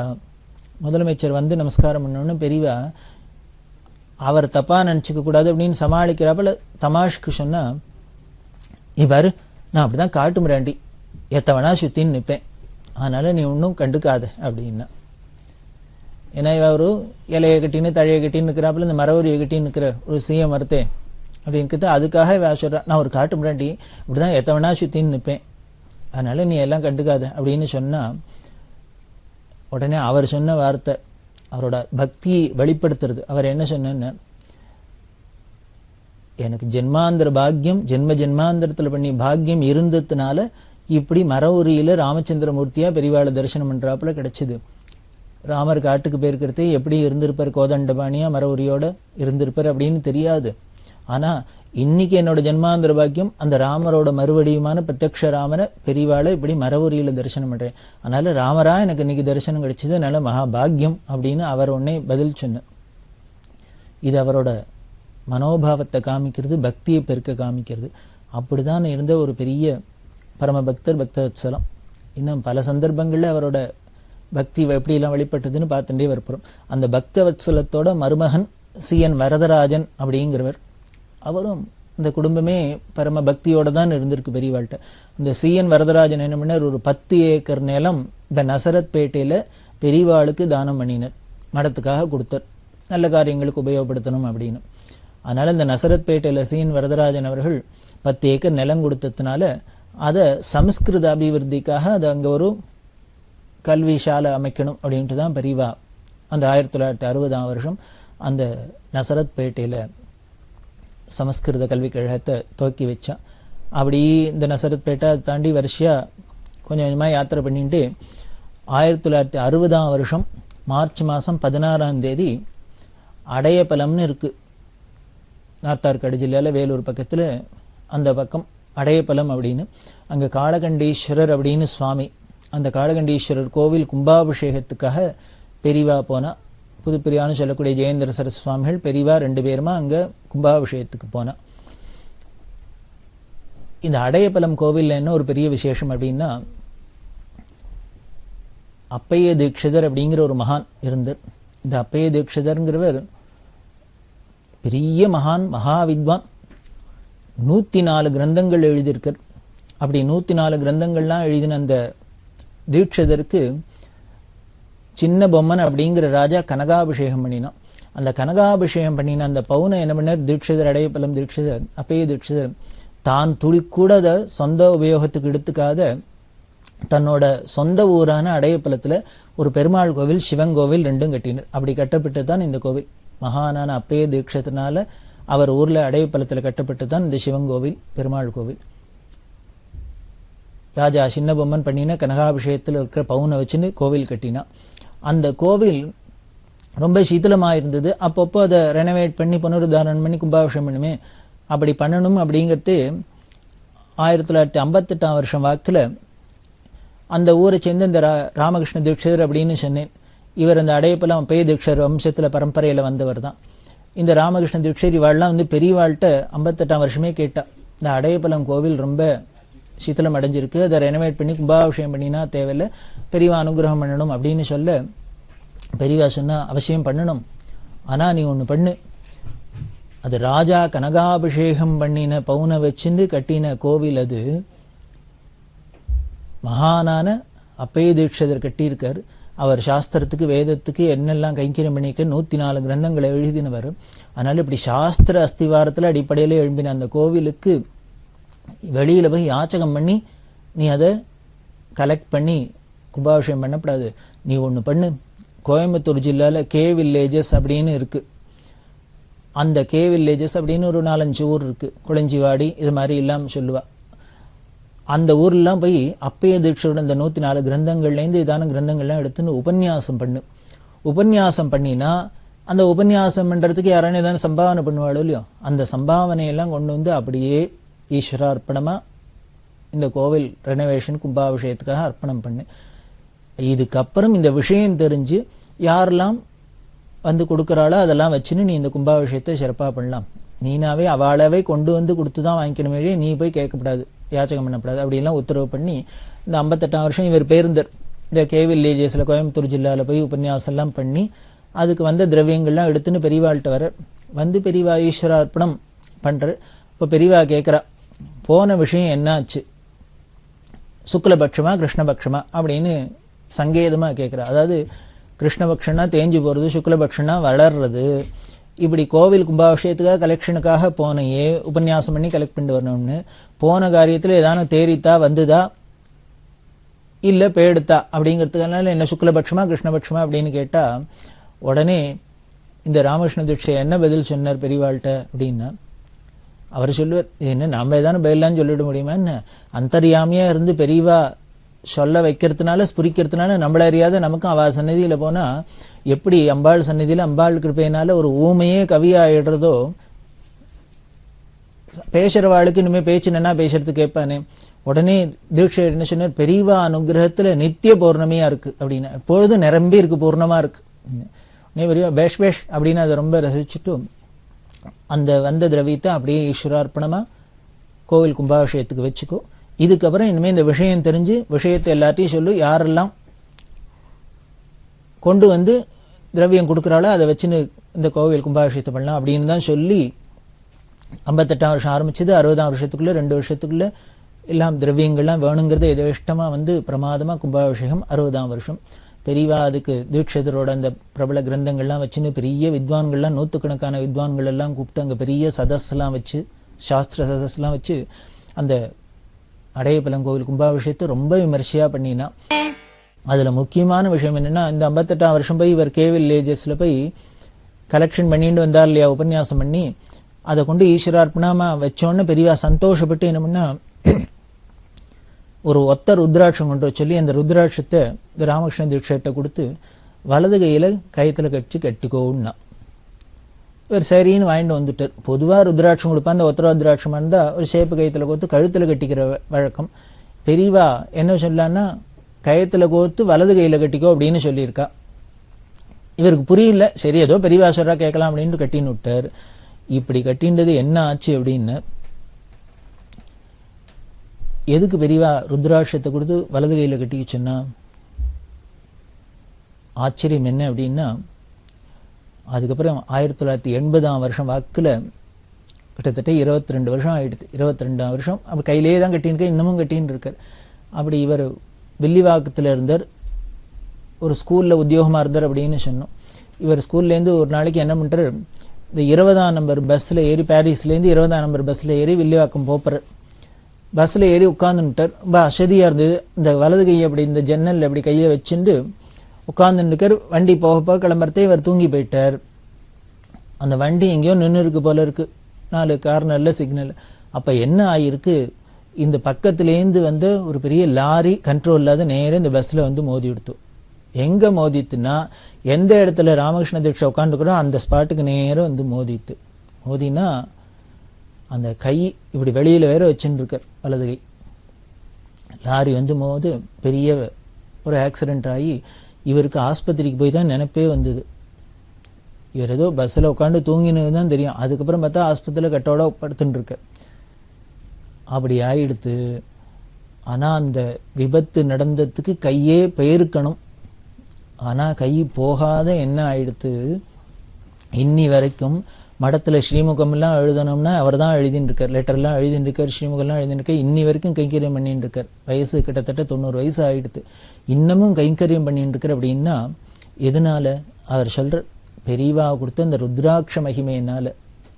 அன்னைக்கு 58ஆம் வருஷம் என்ன பண்ணினா, ஒரு ருத்ராட்சத்தை கொடுத்து கயத்தில் கோத்து வலது கையில் கட்டிக்கோ அப்படின்னு பெரியவா சொன்னா, அன்னைக்கு புரியல எதுக்கு வலது கையில் கட்டிக்க சொல்றா, ருத்ராட்சத்தை கழுத்தில் போட்டுக்கூடாதா, ஏன் சொல்றான்னு நமக்கு புரியாத இருந்தது. ஆனால் 22 வருஷத்துக்கு அப்புறம் இந்த கைக்கு ஆபத்து வரப்போகுது, இந்த கையை காப்பாற்றணும். இதுக்கு முன்னாலேயும் என்ன பண்ணியிருக்கார் இவர், அடையப்பலம் கோவில் கும்பாபிஷேகத்துக்காக போய் உபன்யாசம் பண்ணி அந்த வந்தர திரவியத்தை அர்ப்பணம் பண்ணியிருக்கார். கைங்கரியம் பண்ணியிருக்கார், ஈஸ்வர கைங்கரியம் பண்ணியிருக்கார். அப்படி ஈஸ்வர கைங்கரியம் பண்ணின கைக்கு ஒரு ஆபத்து வரலாமா, அதுக்காகவும் ருத்ராட்சம் கொடுத்து பாதுகாக்கிறா. இன்னும் இந்த கைங்கரியத்தோட இல்லை, இன்னும் நிறையா நாள் கைங்கரியம் பண்ணணும் மடத்துக்கு அப்படிங்கிற ஒரு சங்கல்பமும் பெரியவாளுக்கு இருக்கிறதுனாலேயே இந்த கையை காப்பாற்றிருக்கா. 22 வருஷத்துக்கு அப்புறம் இந்த கைக்கு ஒரு ஆபத்து வரப்போகுதுங்கிறதுக்காக எவ்வளோ முன்னுக்கு முன்னதாகவே பெரியவா நமக்கு அனுகிரகம் பண்ணி பிரசாதம் கொடுத்து நம்மளை காப்பாற்றின்னு இருக்கா. அப்படின்னா அந்த பெரியவாளோட கருணை என்ன சொல்றது. நாம் எதுக்கு அப்புறம் இப்படி ஒரு பெரியவா இருக்கிறது, இப்படி ஒரு மகான் கிடைச்சிருக்கிறதே நாம் ஏன் கவலைப்படணும்? வேற எங்க போகணும், எதை தேடணும்? நமக்கே தெரியாது நமக்கு என்ன வரப்போறதுன்னு. ஆனால் பெரியவா திருக்கால ஞானியா இருக்கிறதுனால நம்மளோட பழவினைகள்லாம் போக்கி நமக்கு நல்லது பண்ணணும், நமக்கு அனுகிரகம் பண்ணணுங்கிறதுக்காகவே இப்படி பார்த்து பார்த்து தான் பண்ணிட்டு இருக்கா. அப்படிதான் இந்த அடையப்பலம் கும்பாபிஷேகம் ஆச்சு. அதுல இந்த ராமகிருஷ்ண தீட்சருக்கு இப்படி ஒரு அனுபவம். அப்படி பெரியவா யாத்திரை பண்ணிட்டு அந்த 1960ஆம் வருஷத்துல காமநாயகன் பாளையம் அப்படிங்கிற இடத்துல சாதுர்மாசியத்தை பண்ணினா. இந்த காமநாயகன் பாளையத்திலையும் ரொம்ப விமர்சையா நடந்தது. அந்த சாதுர்மாசியத்தை முடிச்சுட்டு 1960ஆம் வருஷம் ஏப்ரல் மாதம் 6ஆம் தேதி திருவானைக்காவில் அகிலாண்டேஸ்வரிக்கு கும்பாபிஷேகம். அந்த கும்பாபிஷேகத்துக்கு பெரியவா புதுப்பெரியவா 2 பேருமா வந்து அந்த 60ஆம் வருஷம் ரொம்ப விமர்சையா அகிலாண்டேஸ்வரி கும்பாபிஷேகத்தை முடிச்சுட்டு, இந்த அகிலாண்டேஸ்வரி அந்த க்ஷேத்திர மகிமை, மடத்துக்கும் அதுக்கும் உள்ள தொடர்பு, சங்கரருக்கும் இந்த மடத்துக்கும் உள்ள தொடர்பு, அந்த திருவானைக்காவலுக்கும் உள்ள தொடர்பு எல்லாத்தையும் முன்னமே பார்த்துட்டு இருக்கோம், பல சந்தர்ப்பங்களில் பார்த்துருக்கோம். அதனால இவ 2 காமகோடி பீடாதிபதிகளுமா இங்கே கும்பாபிஷேகத்தை பண்ணி வச்சுட்டு 1961ஆம் வருஷம் பிப்ரவரி மாதம் கும்பகோணத்துக்கு விஜயம் பண்ணினா. இந்த கும்பகோணம் விஜயம் 61ஆம் வருஷத்துல புதுப்பிரிவா ஜெயேந்திர சரஸ்வதி சுவாமிகள் ஆசிரமம் வாங்கிட்டு பீடாதிபதிகளாக வந்ததுக்கு அப்புறம் முதல்ல கும்பகோணத்துக்கு முதல் முறையா விஜயம் பண்றா. முன்னமே பார்த்தோம் 18ஆம் நூற்றாண்டுலேருந்து இந்த காமகோடி பீடத்தோட தலைமையகமா இந்த கும்பகோணம் இயங்கிட்டு வந்தது. ஒரு ராஜதானியா இருந்ததுனால மடத்துக்கும் இந்த காமகோடி பீடத்துக்கும் கும்பகோணத்துக்கும் ஒரு நெருங்கிய தொடர்பு உண்டு. அப்பேற்பட்ட இடத்துக்கு முதல்ல பெரியவாளோட வாரிசான ஜெயேந்திர சரஸ்வதி சுவாமிகள் முதல்ல வந்தா. ரொம்ப விமர்சையா அங்க பட்டண பிரவேசம்லாம் நடந்தது. புதுப்பெரியவாளை யானை மேல உட்காத்தி வச்சு பெரியவாளுக்கு புஷ்ப பல்லாக்கு இதெல்லாம் பண்ணி ரொம்ப விமர்சையா நடந்தது. அதுக்கப்புறம் அங்கேருந்து புதுக்கோட்டை வழியால இளையாத்தங்குடிக்கு போனா. அந்த இளையாத்தங்குடியில போய் பெரியவா 2 வருஷம் போல தங்கியிருந்தா. புதுப்பெரியவா பட்டத்துக்கு வந்ததுக்கு அப்புறம் 1961ஆம் வருஷம் 62ஆம் வருஷம் 2 வருஷமும் இளையாத்தங்குடியிலேயே பெரியவா இருந்தா. இந்த இளையாத்தங்குடியில் இருக்கிறதே ரொம்ப ஆச்சரியம். புதுப்பெரியவா என்ன பண்ணுவான்னா, பெரியவா பூஜை பண்ணுவா, சந்திரமௌலீஸ்வரர் பூஜை பண்ணுவா. சந்திரமௌலீஸ்வரர் பூஜை பண்ணதே பூஜை கட்டுல கைங்கரியம் பண்றதுக்கு, சந்தனம் அரைக்கிறதுக்கு, தீர்த்தம் கொண்டு வைக்கிறதுக்கு, புஷ்பம் எடுத்து வைக்கிறதுக்கு, தூப தீபங்கள்லாம் எடுத்து கொடுக்கறதுக்கு, ஏற்றி கொடுக்கறதுக்கு, இதெல்லாம் எல்லாரும் ஆள்லாம் மனுஷாள்லாம் இருக்கா, அவள்லாம் தான் கைங்கரியம் பண்ணுவா. ஆனா அந்த இளையாத்தங்குடியில இருக்கிறது புதுப்பெரியவா தன்னோட குருவுக்கு தானே எல்லா கைங்கரியம் பண்ணா. பார்த்தவாள்லாம் சொல்லுவா, ஒரு கையில தண்டத்தையும் அடிக்கிண்டு இவ தீபாரதனை ஏற்றி கொடுக்கறதும், இனிமே அதை எடுத்து வைக்கிறதும், இதை எடுத்து வைக்கிறதும், இவ பண்ற காரியத்தை பார்த்தா சுருன்னு தேனி மாதிரி ஆச்சரியமா இருக்கும். அதை எதை காமிக்கணும்னா, அந்த அவ பண்ற கைங்கரியத்தை பார்த்தாலே அந்த என்ன ஒரு உற்சாகம், ஆர்வம், அந்த பக்தி அப்படிங்கிறத காமிக்கும். அப்படி புதுப்பிரியா சிஷ்யர் கைங்கரியம் பண்ண இங்க குரு 2 வருஷமா அங்க இருந்து இளையாத்தங்குடியில பூஜையெல்லாம் பண்ணிட்டு அவளுக்கு புதுப்பிரிவாளுக்கு பாடங்கள்லாம் நடந்தது. அதுக்காக தான் வித்யாபியாசத்துக்காக அங்க கொண்டு வச்சிருந்தா. அப்படி அந்த இளையாத்தங்குடியில இருக்கிறது ஏன்னா பெரியவாளோட பரமேஷ்டி குரு 65 பெரியவாளோட சமாதி இருக்கிற ஸ்தலம். அங்க 2 பெரியவாளுமா வாசம் பண்ணிட்டு இருக்கா. அங்கேயும் பல அபூர்வமான நிகழ்ச்சிகள்லாம் நடந்தது. அதையும் நாம தொடர்ந்து பார்க்கிறோம். பெரியவா சரணம். இந்நிகழ்ச்சியின் அடுத்த பகுதி நாளை மாலை இதே நேரத்தில் ஒளிபரப்பாகும். பெரியவா சரணம். பெரியவா சரணம். அடுத்த நிகழ்ச்சி திருவாசக இன்னிசை. வழங்குபவர் ஸ்ரீ சத்குருநாத தேசிகர் அவர்கள். பெரியவா சரணம். திருச்சிற்றம்பலம். திருச்சாழல்.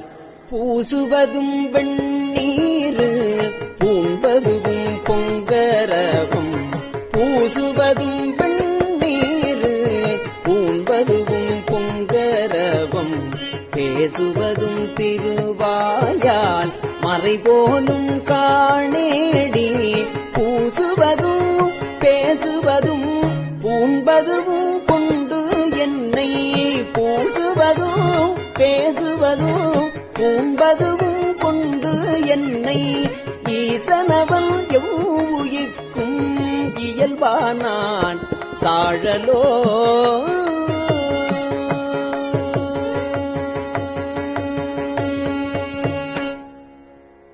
என்னப்பன் எம்பிரான் எல்லார்க்கும் தான் ஈசன், துன்னம் பெய் கோவணமாக் கொள்ளும் அது என்னேடி, மண்ணு கலை துண்ணு பொருள் மறை நான்கே வான் சரடா தன்னையே கோவணமா சாத்தினன்கான் சாழலோ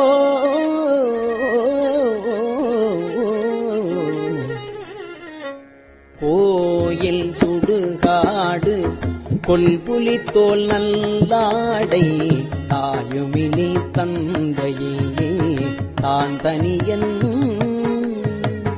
தாயுமிலி தந்தையிலே தான் தனியன் காணேடி தாயுமிலி தந்தையிலே தான் தனியன் ஆயிடினும்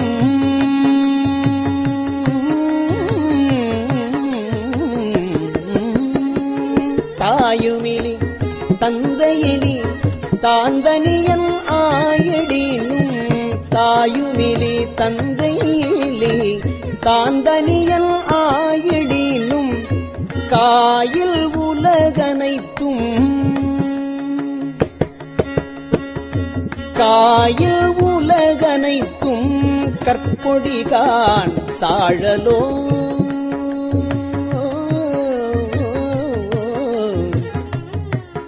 ஆனா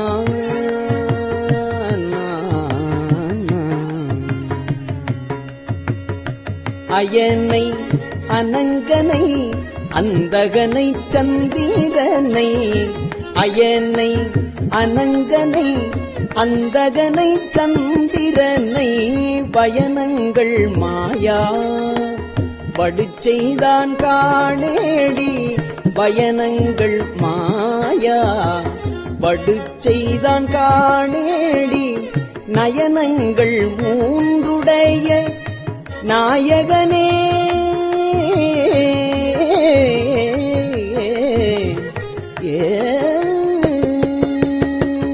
நயனங்கள் மூன்றுடைய நாயகனே தண்டித்தால் சயமன்றோவானவர்க்கு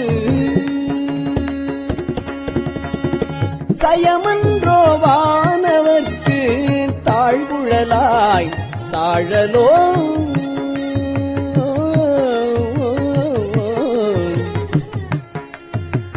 தக்கனையும் எச்சனையும் தலையறுத்து தேவர்கணம் தக்கனையும் எச்சனையும் தலையறுத்து தேவர்கணம் தொக்கன வந்தவர் தம்மை தொலைத்ததுதான் என் நேடி தொக்கன வந்தவர் தம்மை தொலைத்தருளி அருள் கொடுத்தங்கு எச்சனுக்கும் இகைத்தலை மற்ற அருளினன் காண் சாழலோ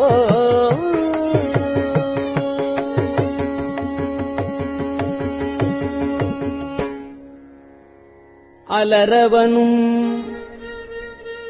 மாலவனும் அறியாமே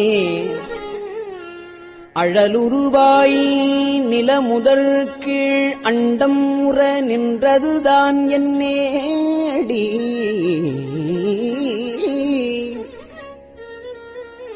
அழலுருவாய் நின்றதுதான் என் நேடி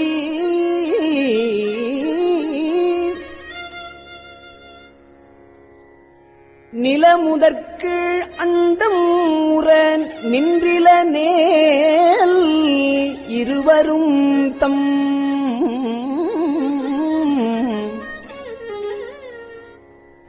சலமுகத்தால் ஆங்காரம் தவிரான் காண் சாழலோ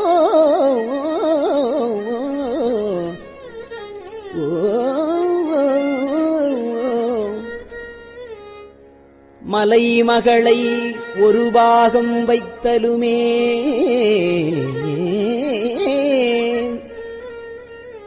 மற்றொருத்தி சலமுகத்தால் அவன் சடையிற்பாயும் அது என்னேடி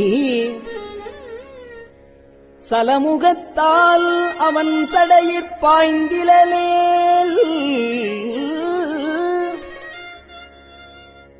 தரணி எல்லாம் பிலமுகத்தே புகப்பாய்ந்து பெருங்கேடாம் சலமுகத்தால் அவன் சடையிற் பாய்ந்திலேள்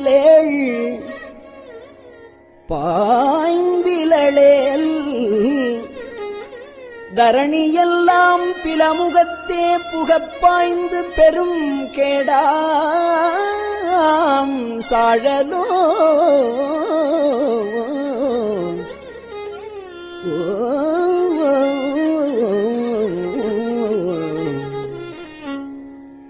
கோலாலமாகிக் குறைகடல்வாய் அன்று எழுந்த ஆலாலம்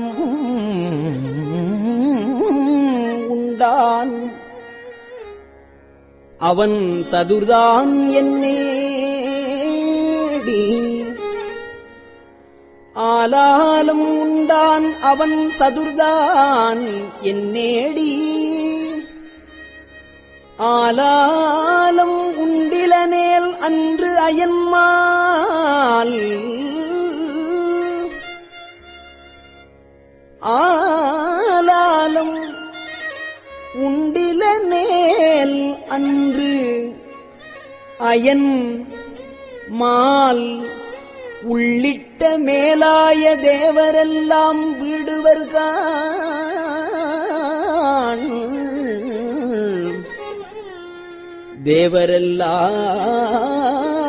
தேவரெல்லாம் வீடுவர்கான் சாழலோ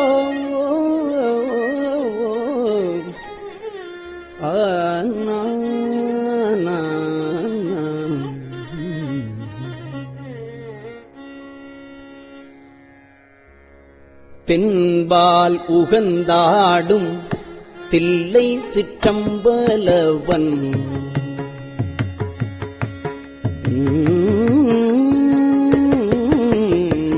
தென்பால் உகந்தாடும் தில்லை சிற்றம்பலவன் தென்பால் உகந்தாடும் தில்லை சிற்றம்பலவன் பெண்பால் உகந்தான் பெரும் பித்தன்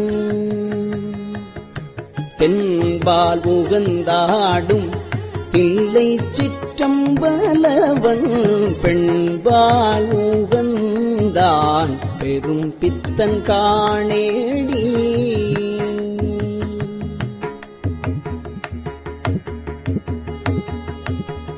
பெண்பால் உகந்தில நேல்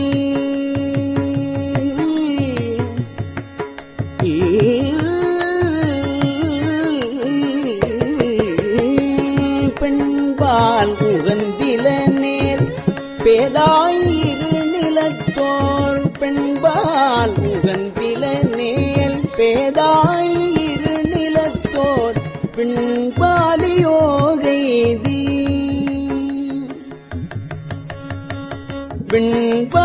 பெண்பாலியோகைதி விடுவர்கான் சாழலோ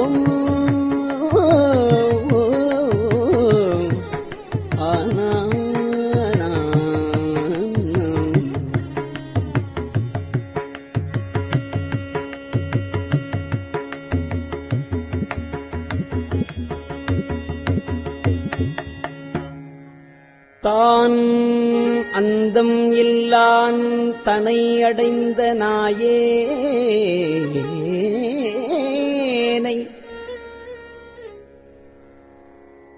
ஆனந்த வெள்ளத்து அழுத்துவித்தான் காணேடி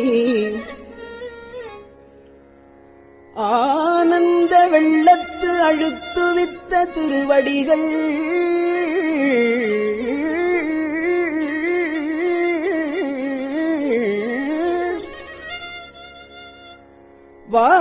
வானுந்து தேவர்கட்கோர் வான்பொருள் காண் சாழலோ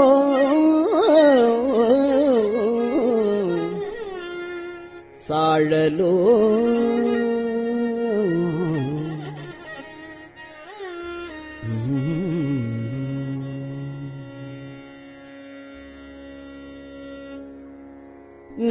நங்காய் இதென்னதவம் நங்காய் இதென்னதவம் நரம்போடு எலும்பணிந்து கங்காளம் தோள் மேலே காதலித்தான் காணேடி கங்காளம் ஆமாகேள் காலாந்தரத்து இருவர் தங்காலம் செய்ய தரித்தனன் காண் சாழலோ காணார் புலித்தோல் உடைதலை ஊன் காடுபதி ஆனால் அவனுக்கிங்கு ஆட்படுவார் ஆரேடி ஆனாலும் கேளாய் அயனும் திருமாலும் வானாடர் போவும் வழியடியார் சாழலோ மலையரையன் பொற்பாவை வாழ்நுதலாள் பெண் திருவை உலகறிய தீவேட்டான் என்னுமது என்னேடி உலகறிய தீவேளாது ஒழிந்தனேல் உலகனைத்தும் கலைநவின்ற பொருள்கள் எல்லாம் கலங்கிடுங்கான் சாழலோ தேன்தூக்க தன்பனை சோல் தில்லை சிற்றம்பலவன் தான்கூக்கு நட்டம் பயிலுமது என்னேடி தான்கூக்கு நட்டம் பயின்றில நேள் தரணியெல்லாம் ஊன்குக்க வேற்காளி ஊட்டாங்கான் சாழலோ கடகரியும் பரிமாவும் தேரும் உகந்து ஏறாதே இடவம் உகந்து ஏறியவாறு எனக்கரிய இயம்பேடி தடமதில்கள் அவை மூன்றும் தழல் எரித்த அந்நாளில் இடபமதாய் தாங்கினான் திருமால்கான் சாழலோ நன்றாக நால்வர்க்கு நான் மறையின் உட்பொருளை அன்றாலில் கீழிருந்தங்கு அறம் உரைத்தான் காணேடி அன்றாலின் கீழிருந்தங்கு அறம் உரைத்தான் ஆயிடினும் குன்றான் கான் புறமூன்றும் கூட்டோடே சாழலோ அம்பலத்தே கூத்தாடி அமுது செய்ய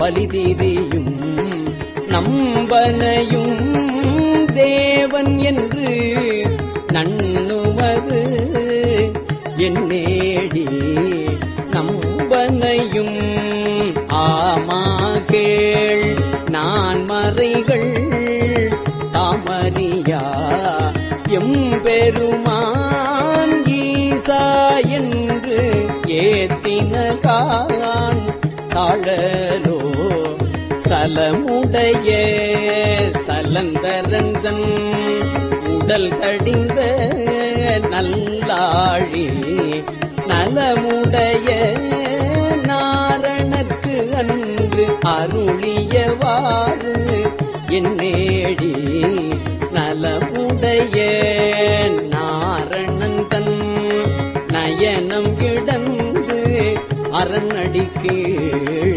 அலராக இட ஆழி அருளினன் காண் சாழலோ அம்பரமாம் புள்ளி தோல் ஆலாலம் ஆரமுதம் எம்பெருமான் உண்டசதுர் எனக்கரிய இயம்பேடி எம்பெருமான் ஏதுடு தங்கு ஏதமுது செய்திடினும் தம்பெருமை தானறியா தன்மையன் காண் சாழலோ அருந்தவருக்கு ஆளின் கீழ் அறம் முதலா நான்கனையும் இருந்தவருக்கு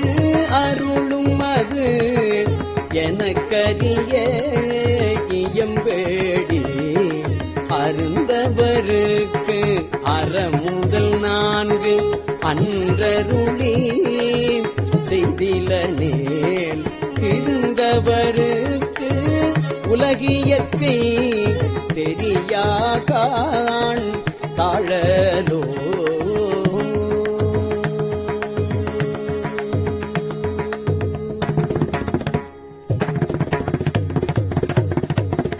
திருச்சிற்றம்பலம்.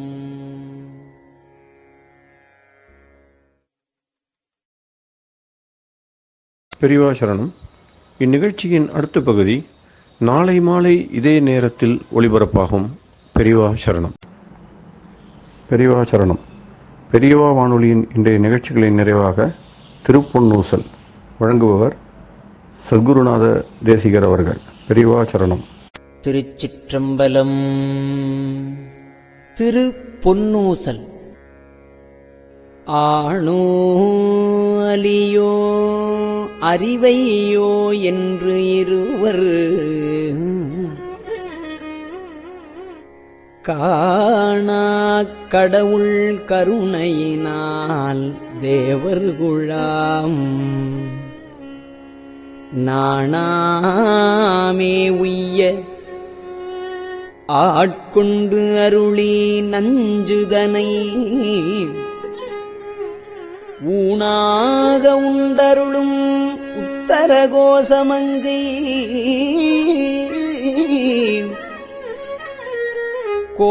கோணாறு பிறைச்சன்னி கூத்தன் குணம் பரவி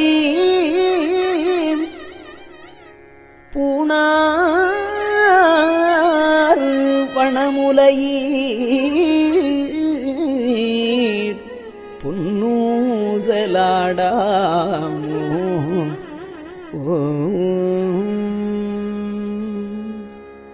திருச்சிற்றம்பலம். கஞ்சிவய காமாட்சி தன் குழந்தாய் சங்கரரே கஞ்சிவய காமாட்சி தன் குழந்தாய் சங்கரரே குரு சந்திரசேகரரே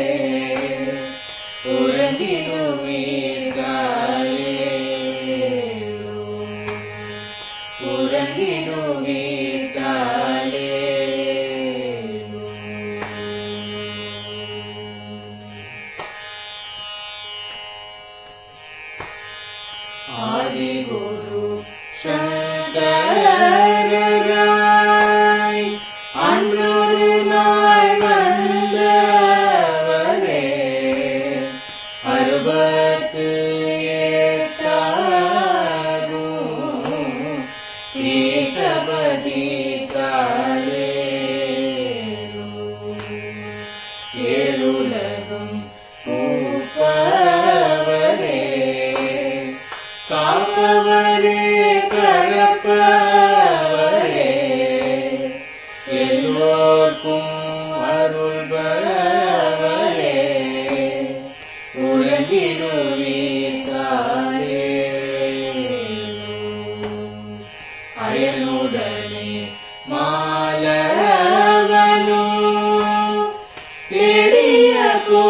பதத்தவரே அருமறைகள் சாற்றும் முயல் மலர்பதமே காலே முக்தி நிலை எய்திடவே சக்தி தரும் சத்குருவே முக்தி நிலை எய்திடவே சக்தி தரும் சத்குருவே நித்தமெங்கள் நாவீசையில் நித்திரை கொள்தாயே நித்தமெங்கள் நாவீசையில்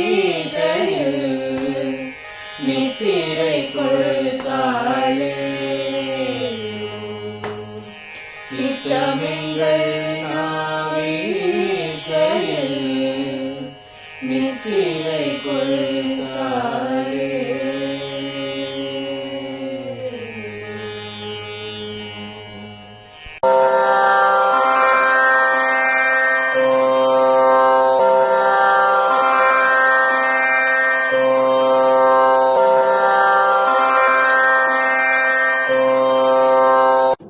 பெரியவா சரணம். பெரியவா வானொலியின் மாலை நிகழ்ச்சிகள் இத்துடன் நிறைவடைகின்றன. எமது அடுத்த ஒளிபரப்பு நாளை காலை இந்திய நேரப்படி 6 மணிக்கு துவங்கும். பெரியவா சரணம்.